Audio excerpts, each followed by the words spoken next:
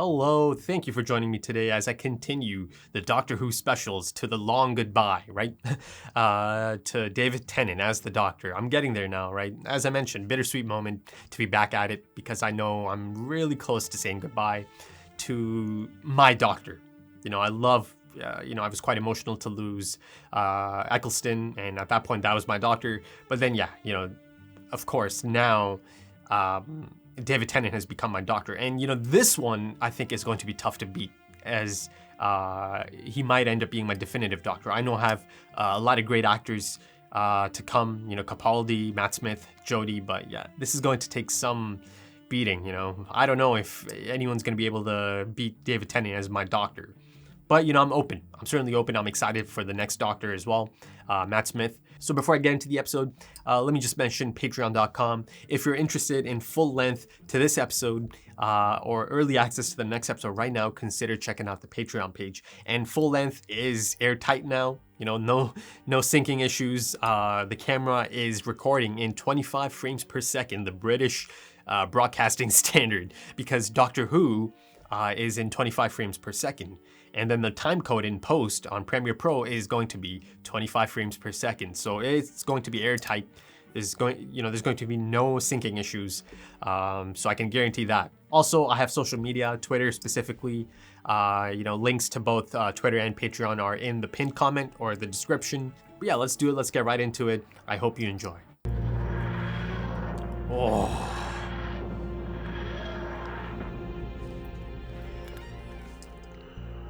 Ah, there's that suit. The Red Planet. Oh. Oh, Gemma. Oh, beautiful.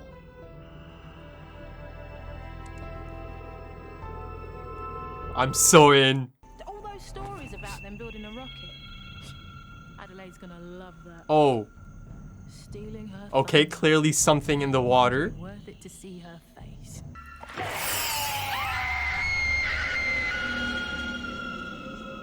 very first humans on Mars. Then this is Bowie Base 1. number one. Whoa. You know how long?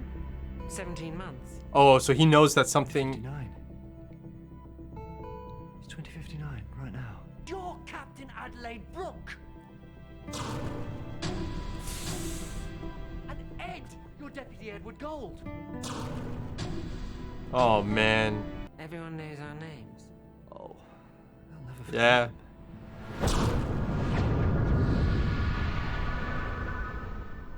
November 21st, 2059. Oh man. Right. Sorry, but all of my heart. How's he gonna be able to walk from this? Rare times when I've got no choice. This started as soon as you arrived, so you're not going anywhere. You're a part of this now, Doctor.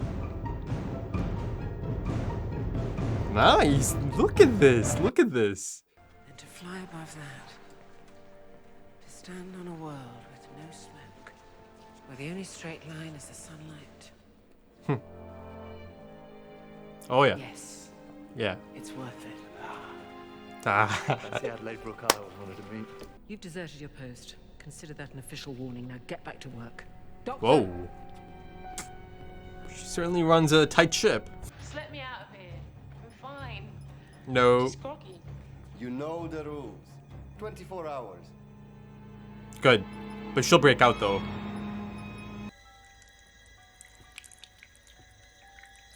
Andy. Tariq. Don't do it, my dude.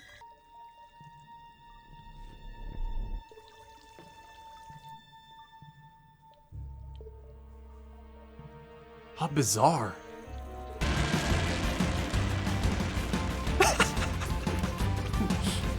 Tons of water, marvelous. But every single drop is filtered, it's screened, it's safe. Looks like it, yeah. Something was frozen down there. A viral life form held in the ice for all those years. Kind of like the Thing. Tarek changed straight away, but when Maggie was infected, it stayed hidden inside her. No doubt, so it could infiltrate the central dome. Which means Any one of us could already be infected. It is just like the Thing. Same water. You don't look like a coward. But all you've wanted to do is leave. Yeah. She'll catch So on. much about us. Wow, you're famous. It's like you know more. I think she already caught on. I knew I would follow it. But not for revenge. What would be the point of that? That's what makes you remarkable.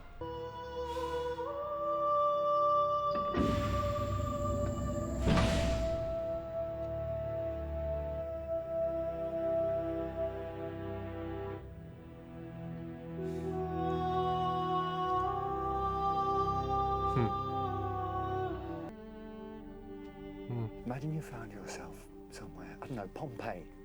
Imagine you were in Pompeii. What the hell's that got to do with it? Oh, it does. Save them, but in doing so, you make it happen. Anything I do just makes it happen. You wanted all your life why that Dalek spared you. I think it knew. Your death is fixed in time forever. IDA, Ida. Hallo Missy, hallo Mars, Ulrike, sag hallo. Happy sagt, ihr fällt bitte über das Wochenende in die. Und als ich fragte, warum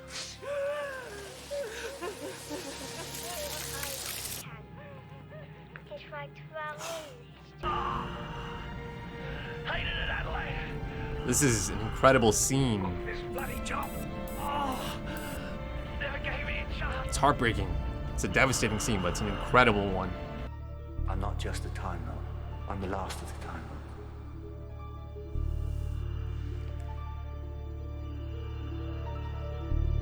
They'll never come back. Not now. All of them, they died.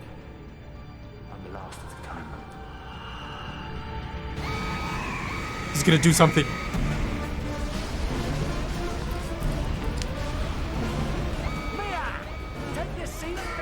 Let's go. My dude. Because someone told me just recently, they said I was gonna die. They said he will knock 4 times, and I think I know what that means, and it doesn't mean right here, right now. Because I don't hear anyone knocking, do you? 3 knocks is all you're getting. We're not just fighting the flood, we're fighting time itself. And I'm gonna win!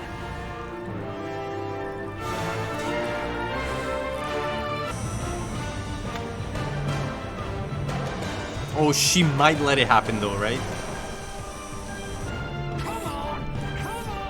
Given the information the doctor gave her about the future and how things play out.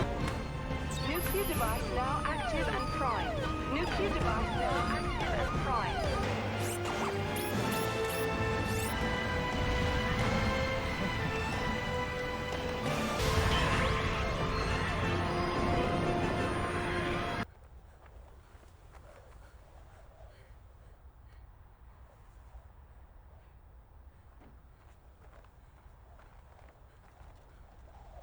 Isn't anyone gonna thank me? What is that thing? It's bigger. I mean, On the, it's bigger on the inside. oh, she's freaking out. Look after her. Understandable. They've had quite the experience. Saved us. Or Think though. Your daughter and your daughter's daughter, you can see them again. Family reunion. but But I'm supposed to be dead. My granddaughter. The person she's supposed to become. Might never exist now. Nah. Captain had leg to inspire her face to face. And if my family changes, the whole of history could change. The future of the human race. No one should have that much power. whoa. Tough. You should have left us there. I've done this sort of thing before. In small ways, say some little people. Little people? What, like Mia and Yuri? Who decides they're so unimportant? You? For a long time now, I thought I was just a survivor, but I'm not. Whoa. This attitude shift. I'm the winner. The Time Lord victorious. And there's no one to stop you. No. This is wrong, Doctor. I don't care who you are. The Time Lord victorious is wrong. That's for me to decide. Oh boy, look at this. Look at this. She's making a lot of good points, of course. Is there nothing you can't do? Not anymore.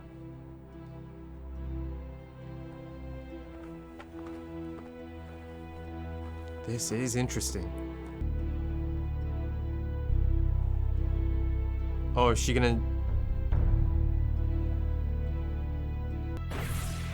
Yeah.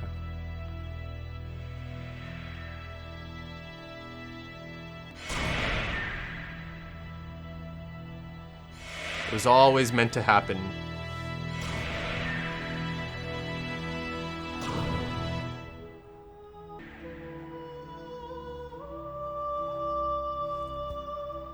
I don't care who you are. The Time Lord victorious is wrong. God, this music.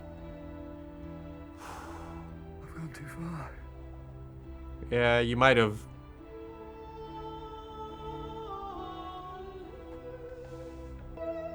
Is it time?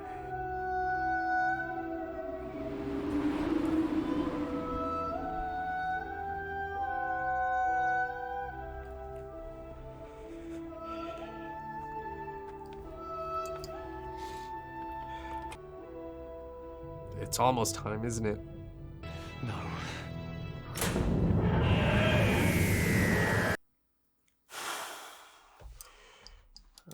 Let me pause that. Oh, man.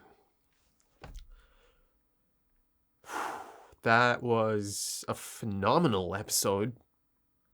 The themes and, I mean, the ending, the last stanza of that episode is... Wow. Okay, folks, The Waters of Mars kind of feels like an instant classic. It does, it really does. And I feel like the last 5-10 minutes of that really pushed it to a different level. I mean, it was already a great episode up until that point. Of course, there's a few hit and miss moments, but, you know, still great. So much to love about this episode. But I think those 5-10 minutes really took it to a different level. I mean, it was quite the emotional last moments of that episode, the ending of that episode, for many different reasons. So before I get into some of the details, the episode as a whole, great episode. You know, of course, first of all, I'm going to mention Murray Gold's music. Once again, some incredible new music. That new track, there's a new track, poignant track. That one just really hit me hard, especially paired up with that moment again, you know, him seeing Ood Sigma, or like a glimpse of Ood Sigma, right, flashing before him. Oh my goodness, that got me, as you saw. And, you know, it played a bit earlier as the Doctor is standing there, just absolutely helpless, you know, looking over this crew, just frantically trying to get things together to escape the situation, right? And he's just standing in a corner. He knows, yeah, you know, they're doomed. This is a fixed point. And, you know, I mentioned, imagine being in that position, you know, imagine knowing that, you know, no matter how hard these people try right now, no matter how desperate they are, you know, they're meant to die here. Though, of course, he changed the course of that, didn't he? Again, you know, that's a totally separate thing, and I'll get into that. But yes, of course, as always, incredible music. I really thought the production value of this episode was top notch. You know, it's great to see the production progression as I get through these episodes and these seasons or a series. You know, now I'm in the high definition era, right? And there's a lot of really great looking special effects, CGI. I thought there's some great production design, of course, a great setting, one of my favorites. As you know, I love settings like this in space, you know, confined corridors in space. And of course, Bowie base. Is there also a connection to David Bowie's Life on Mars? There might be a connection there, let me know. But yeah, you know, Bowie base looked fantastic. You know, I mentioned the CGI and the special effects. It looked fantastic. It really had that transportive quality about it. And then, you know, just the Martian landscape itself, quite believable. I felt it was quite believable, especially, you know, the opening shots. Great opening shots of the TARDIS showing up on Mars. Certainly hooks you right in. And, some great acting on display. Of course, the two standouts being David Tennant. David Tennant, oh my goodness. That attitude shift, that tonal shift in the end is quite the shift, isn't it? And he just absolutely owns that. He owns that, doesn't he? The subtle changes are, oh my goodness, so noticeable yet so subtle, right? He doesn't change much. He doesn't need to change much about his performance, right? Be it physical and his demeanor. But you see that difference, He felt like a different person for that time period, that span of a few minutes, once he has that shift. And of course, the other standout being the companion of sorts. Certainly a totally different type of companion or on-screen partner for most of the episode in comparison to Lady Christina, right? But yeah, the actress playing Adelaide Brooke, I thought she was fantastic. She really was. Great screen partner for David Tennant. Of course, there's the rest of the crew. Perhaps not as endearing as, other crews. That's a time limitation. But, they did try to humanize each one of them, make them personable. They gave them little mini backstories, Yuri, just Yuri and his brother, right? And then, of course, Steffi, was it? I think I might be right. Correct me on that if I'm wrong. In her last moments, as she's drenched by water, right? I mean, out of context, that seems so strange, right? But yeah, in the context of this episode, it's terrifying, right? Being drenched by water as she's watching on. Another moment that really got me emotionally, as she's watching on her children in her last moments, right? A recording of her children, at least. And of course, a young Gemma Chan showed up. So again, I was really happy to see that. More young British talent. Following up on Daniel Kaluuya's appearance in the Planet of the Dead. And of course, really early on, it's established as a fixed point by the Doctor, right? He knows all about it. And that plays into the rest of the episode as well, right? So, of course, there's a really sad aspect to this episode, watching these people go down one by one. And already knowing that they are going to go down. But near the conclusion of the episode, a few other things start coming into play. Predestination paradox, right? Retrocausality.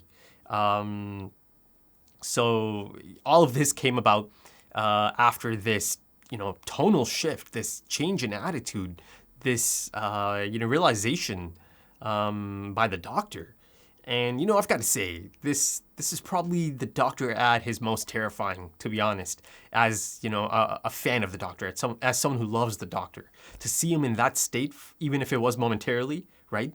Because, Adelaide certainly did her part to, snap him out of it, shock him out of it, essentially. And she certainly managed that, because he does realize, oh God, I've gone too far, right? And, that moment, he kind of has a vision of Ut Sigma once again. Or I'm not sure if it is Ut Sigma, but, I'm assuming it might be Ut Sigma, because Ut Sigma was the one, right, who told him your song is ending. But yeah, as he sees him, he starts breaking down, and he's asking the question, is this it? Is it time? Is it time for my death? He might have been looking at it from a different perspective, right? That, is this the death of the Doctor as he knows it? Because, you certainly see a changed individual on screen before that happens, right? Essentially, he kind of starts to resemble, or not just resemble, he ends up being the Master, right? Everything he hated about the Master, he starts to kind of embody some of those elements, those qualities, if you could call them that, right? He was even starting to sound like him.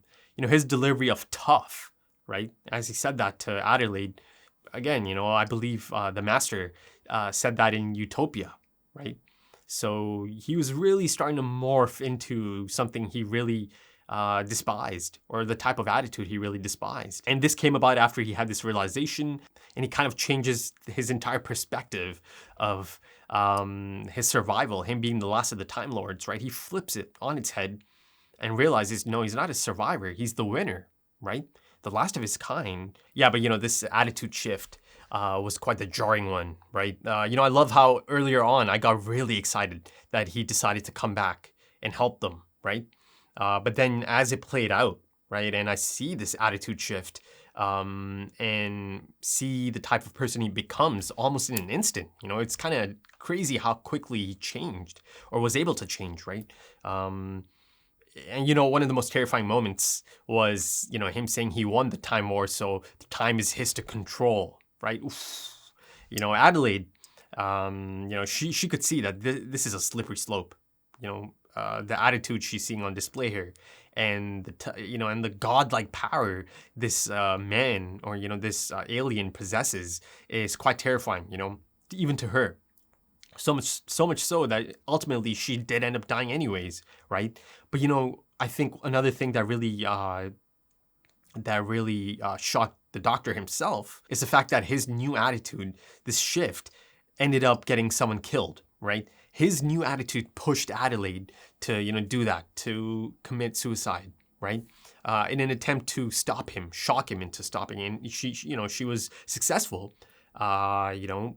But ultimately, even after saving her, the result was the same. You know, he ended up causing her to die, or he was the cause for her death, essentially, right? Because she made the choice right then and there that, you know, if this type of attitude is left unchecked, there's a lot of, you know, really bad things that could come out of this, right? Again, a slippery slope. But yeah, you know, quickly going back to, you know, being excited at first, but then kind of being really uneasy about this attitude shift, you see once again, you know, just why he needs a companion, you know, just why he shouldn't travel alone for a long period of time, right? You know, that's one of the things this show has done best, I think, you know, establishing the need for a companion beyond just superficial, you know, partners to have on screen. You know, the companion does play a major role, and, you know, that's one of the things I've loved about the show since the beginning. You know, again, they remind him or help him remain cognizant to the human dimension, as I mentioned in the last special as well. So, you know, a lack of companion certainly plays a big part here. And the thing is, you know, he's not open to taking on any more companions. So, you know, this was coming. This was coming at some point. And another thing they've established about the Doctor is that he is selfless, right? And, you know, many companions and many characters have echoed this sentiment. You know, just recently, Jackson, he really rallied those people to give a proper thank you to the Doctor as he's in the air balloon, right?